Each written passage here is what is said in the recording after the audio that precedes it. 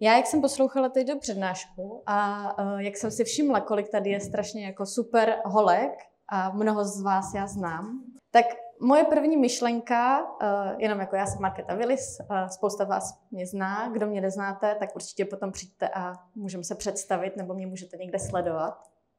Ale moje představa, když jsem byla pozvaná na meetup pro ženy, bylo jako OK, uděláme nějaký softový téma, my to máme tak těžký, prostě jak být mezi muži, jak bojovat s imposter syndromem, což je prostě smutný, že tohle je první, co nás napadne, když jde o ženy v IT. Ale potom jsem si řekla, my jsme prostě technologicky zdatní úplně stejně, tak uděláme nějaký technologický téma. A rozhodla jsem se, že udělám téma, jak bych si přála, aby mě někdo před 5 lety vysvětlil, jak funguje REST API, jak funguje fetchování z backendu. Ale pak jsem se podívala tady po těch lidech a došlo mě, že spousta z vás to ví. A úplně na mě dolehl ten imposter syndrom, že prostě budu říkat něco, co spousta lidí už ví a chápe. A začala jsem si říkat, no měla jsem dělat něco jiného a tady z gauče třeba to prostě tady z gauče za ty 3 minuty vymyslím a předělám tu prezentaci. Nicméně, co můžeme zkusit na konci vymyslet, jestli se k tomu dostaneme, tak udělat nějaký live coding a rozšířit apku, kterou já jsem nakódovala. Ale chci jenom ukázat v praxi, jak vypadá imposter syndrom, že si myslíte, že všichni jako něco ví a že budete jim říkat něco, co oni už dávno ví a budou si myslet, že jste trapný a že je to úplně k ničemu. Takže jdeme na to. Co je to REST API? Co je to vlastně fetchování dat? Já jsem pracovala jako frontendák a moje největší problém byl, když mi někdo řekl, no tak si to fetchni si to z backendu a mě trvalo asi 3 týdny. Já jsem se totiž učila jsem se programovat ještě předtím, než existovaly AI chatboti. Jo. Takže co jsem se učila, bylo z YouTube videí od většinou indických programátorů nebo z nějakých článků, který jsem si copy-pastovala, pak jsem zjistila, že ty články jsou 8 let starý, nebo Stack Overflow, že už nic nefungovalo. A proto já tady teďka budu velice snažit se zjednodušeně vysvětlit, co to jde. A hlavně, čeho chci dosáhnout je, že nebudete ve stavu, kde jsem byla já, kdy několik let po tom, co jsem jako už začala používat API a získávat data z backendu, tak já jsem několik let se toho strašně bála. Já jsem se bála šáhnout na jakoukoliv jako částku kódu, která něco dělala s backendem, protože jsem se bála, že to rozbiju a už to nikdy neopravím a už tomu nikdy nebudu rozumět. Tak jo, pokud jde o webové stránky. Můžeme mít statické webové stránky, které zobrazují statická data. Ideálním příkladem pro tyhle stránky jsou jakýkoliv řemeslníci a instalatéři. Pokud jste mě nějakýho hledali a otevřete jejich stránku, tak jsou většinou, já jsem Papa Vomáčka, přivrtám vám poličku, to je moje číslo. To je takový jako ideální příklad statické stránky, kde to můžete prostě dát do HTML, možná si to nastylujete a tak to vypadá. Tohle je nějaká stránka, kterou jako já bych na ní mohla jít, ale myslím si, že nemám dost času na to. Když se podíváte, tak je to prostě základní věci, nic dynamického na tom není, je to prostě statický informace. Pokud se podíváme na dynamické stránky nebo dynamicky získávaný data, tak třeba taková stránka s oblečením na nějaký e-shop, tam bude těch produktů, budeme se hodně bavit o produktech nebo o datech, tam jich bude fakt hodně. Tisíce, ne 10 000. A kdybyste to měli všechno napsat do HTML, tak za prvý to jako vám upadne ruka a za druhý, kdyby ten uživatel si to měl načíst, tak se nedočká. Ten důvod nebo řešení toho je, že všechny ty produkty a data a informace se neukládají přímo do toho prohlížeče, do HTML, nenačítají se tam, ale jsou uloženy někde v databázi, na serveru nebo v cloudu a pomocí backendu ten frontendák nebo ta stránka prohlížeč si to prostě může stáhnout, jak to potřebuje. A nejenom, že si to může stáhnout, ale on si může i vyfiltrovat, který data chce a může povolit tomu uživateli ty data upravovat, vytvářet nebo mazat. Tomu se říká, pokud jste někdy slyšeli Web 3.0, tak to je další krok. Tomuhle se říká Web 2.0 a tomu prvnímu tohle je Web 1.0, kde máte jenom zobrazený data, tady kdy ten uživatel někde centralizovaná data může i upravovat a měnit. A Web 3.0, že ten uživatel má i kontrolu nad těma datama, ale to je něco dalšího a jiného. Ale jako mně tohle došlo až nedávno, takže taky zajímavý kontext. Tak, to jsou dynamická data. Jak vypadá REST API? REST API je jeden ze způsobů, nebo vlastně jsou dva hlavní způsoby, REST API a GraphQL. REST API je jeden ze způsobů, jak ty data získat z backendu. Backendáci vám připraví takzvané endpointy, což jsou jako přístupy do té databáze, a vy jako frontendák si ten endpoint vezmete a získáte data, který vám připraví v nějakém formátu. Získáváte je pomocí takzvaných HTTP metod. HTTP znáte asi, že tak začínají většinou URL. A tady vidíte, jak třeba vypadá,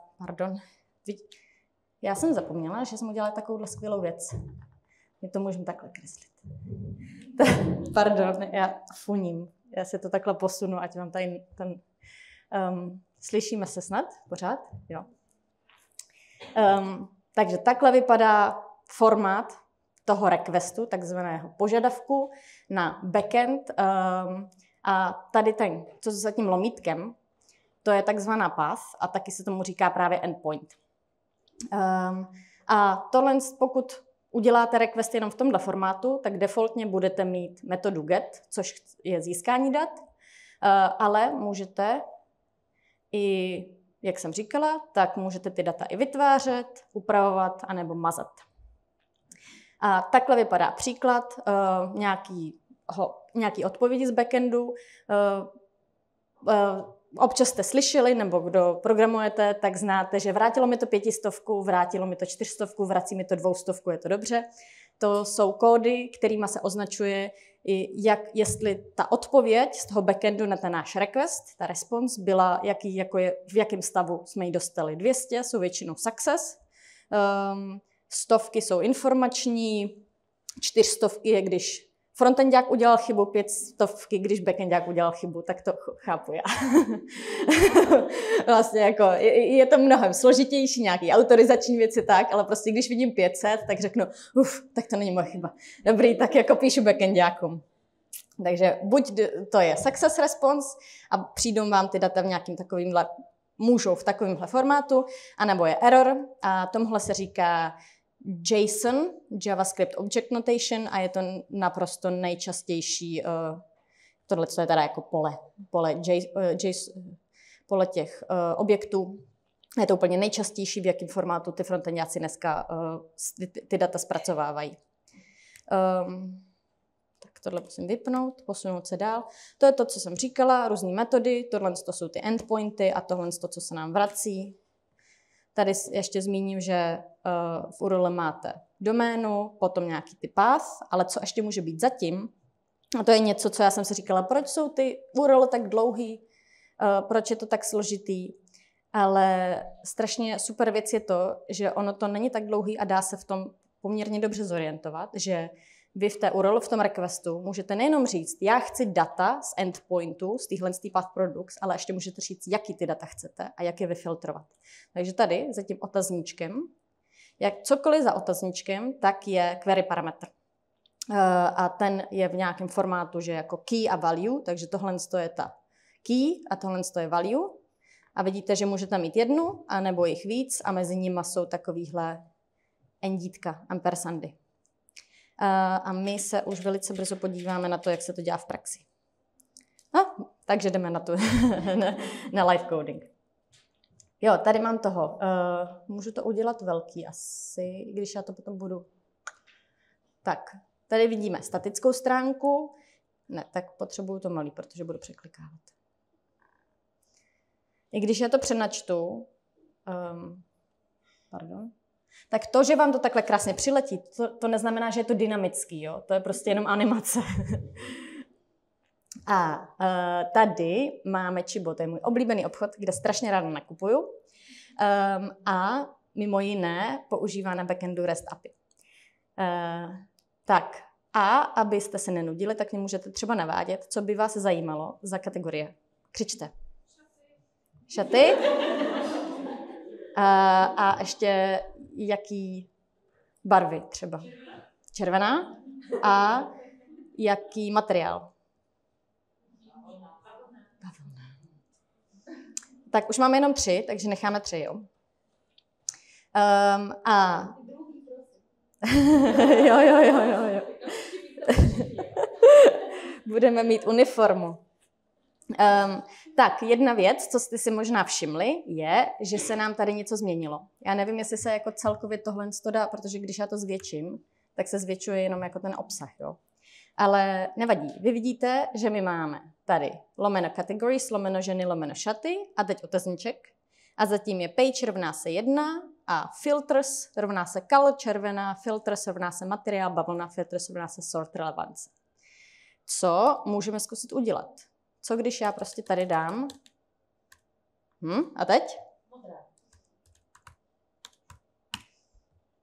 Bum. Takže vidíte, že nemusíte vždycky jít do filtru, můžete machrovat na lidi a můžete prostě rovnou v URL to měnit. Tímto neříkám, že všechno, co se děje v URL, je rovnou dotaz na backend. Často to tak bývá, ale často frontendáci i používají URL, jako aby si tam uložili nějaký stav. Takže to, že já tady něco změním, neznamená, že rovnou posílám request na backend. V tomhle případě jo, ale není to tak, že každá URL rovná se dotaz na backend. A můžete si s tím hrát jakkoliv. Jo. Jdeme se podívat dál. Tohle je, prosím, DevTools.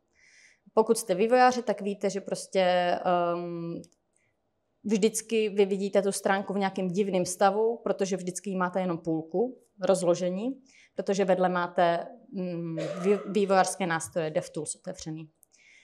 Nás bude zajímat záložka Network, kde jsou data z backendu, kde se nám ukazuje, co se stahuje z backendu. Já když dám všechny dotazy, přenačtu tady stránku, tak uvidíte, že tohle jsou všechno věci, které si ten frontend od někud stáhnou. Nás budou zajímat jenom ty dotazy, ty fetche, a potom se ještě vyfiltrujeme ty, které jsou produkt, protože já už vím, že tohle je ten, který budeme chtít. A já si myslím, že já jsem chtěla kategorie. Já už mám tady filtry nějaký. Tak, rušíme filtr.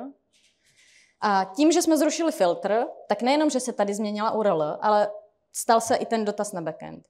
A já jsem se vždycky tady těch záložek v konzoli hrozně bála a říkám, prosím, dejte mi jenom tady HTML a nic dalšího po mně nechtějte. Ale není to vůbec tak hrozný.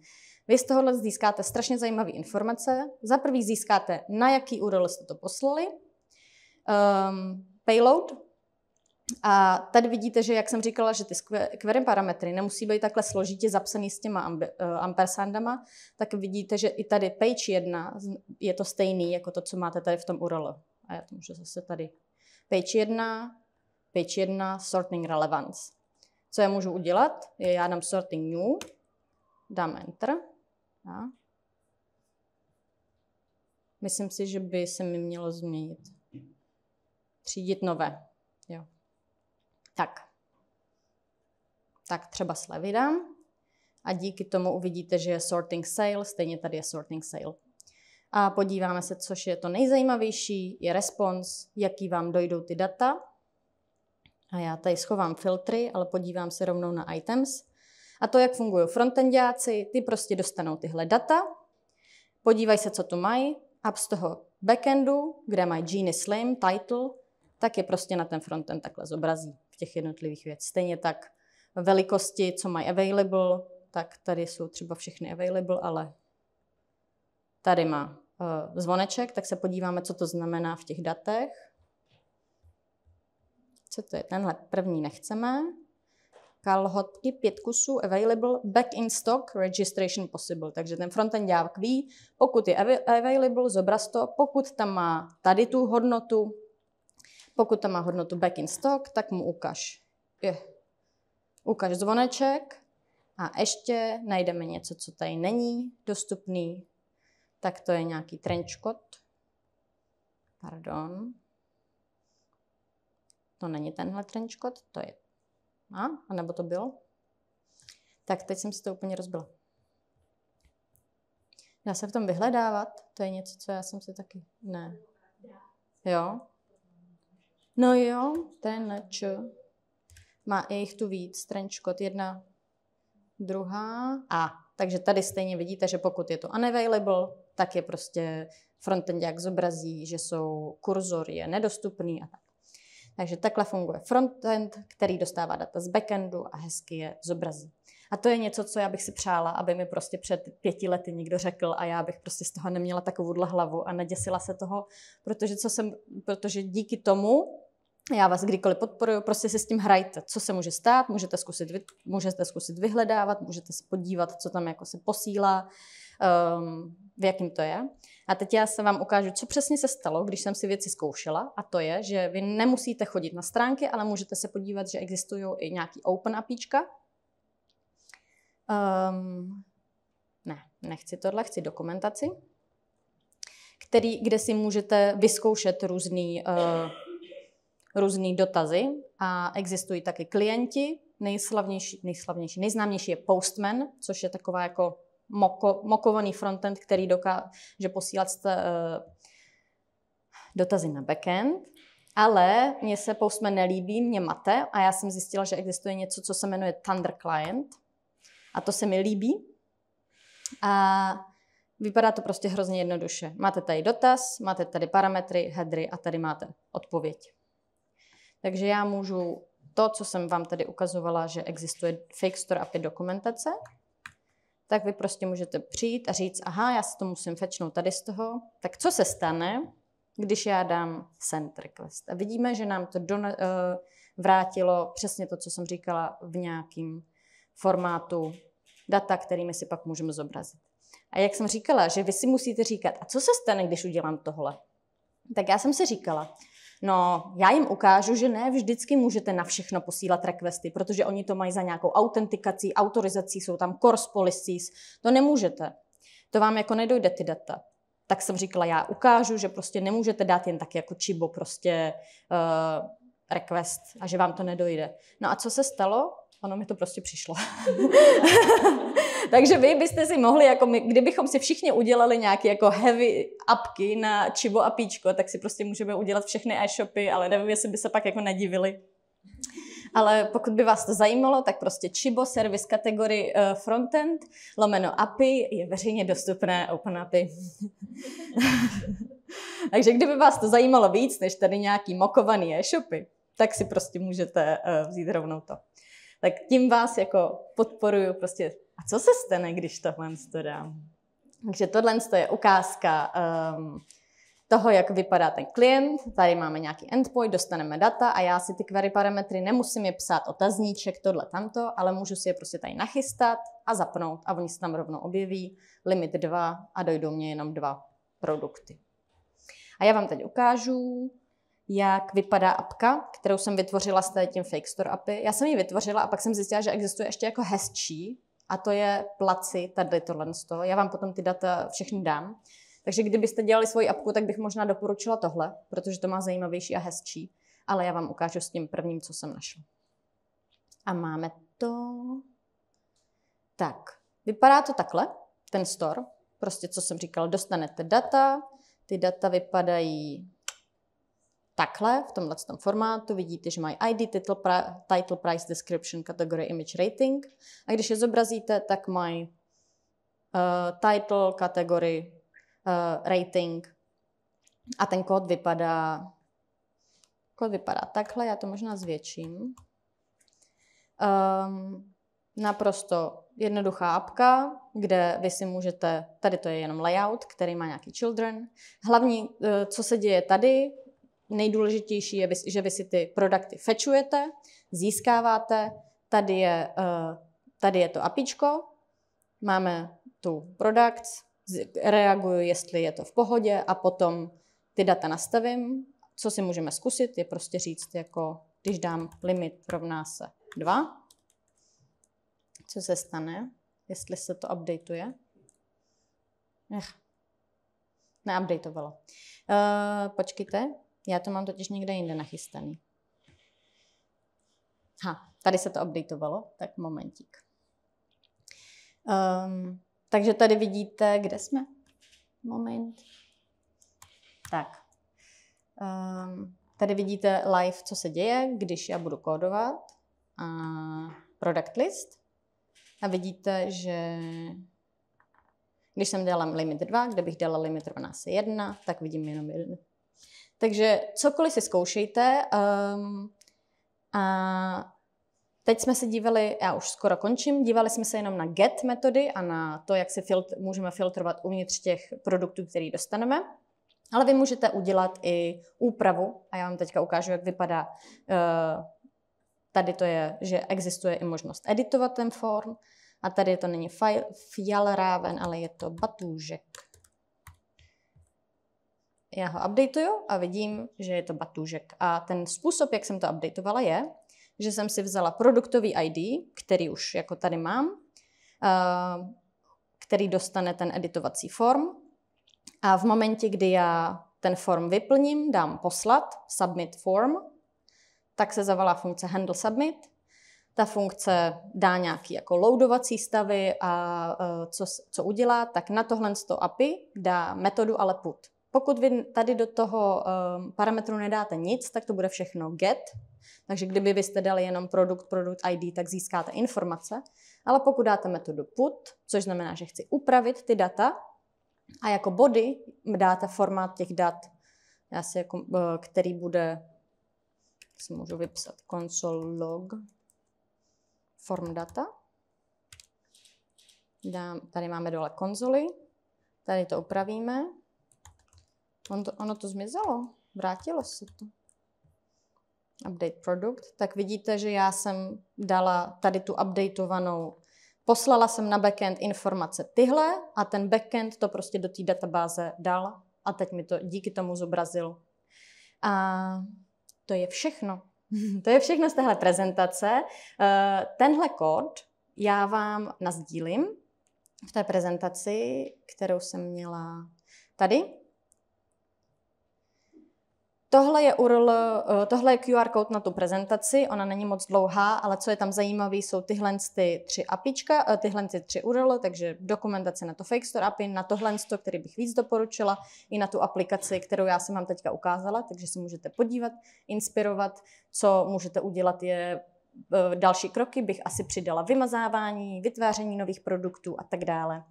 Jedna věc, co vám nepůjde, je vytvářet produkty jenom tak z toho klienta, protože si myslím, že to mají ošetřený tak, že musíte mít nějakou apku, ale nevím úplně přesně.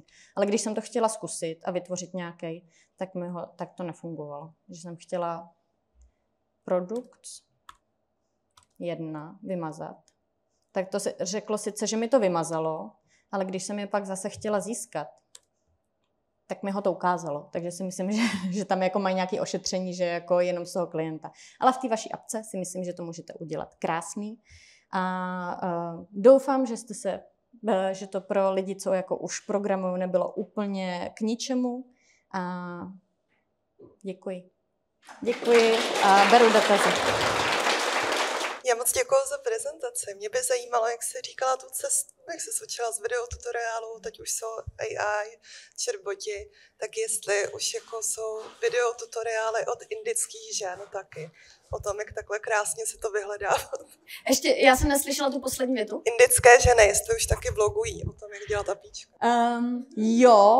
Pamatuju si, že jedno video mě strašně pomohlo, nebylo to na tohle, ale bylo na to, jak vytvořit sortovací funkci a s tím jsem se trápila týden a rozlouskla mi to právě jedna indická žena. A naprosto skvělý tutoriál, a to jako zase nechci předpokládat, ale myslím, tak tady jsou tady detaily.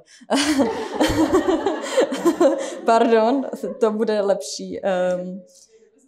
To je velice nebezpečný, ale já mám v Brave browseru takovouhle super věc, která mi prostě všechno blokuje, aby se mi nechtělo chodit. Jo? Takže takhle vypadá můj Tech with Nana.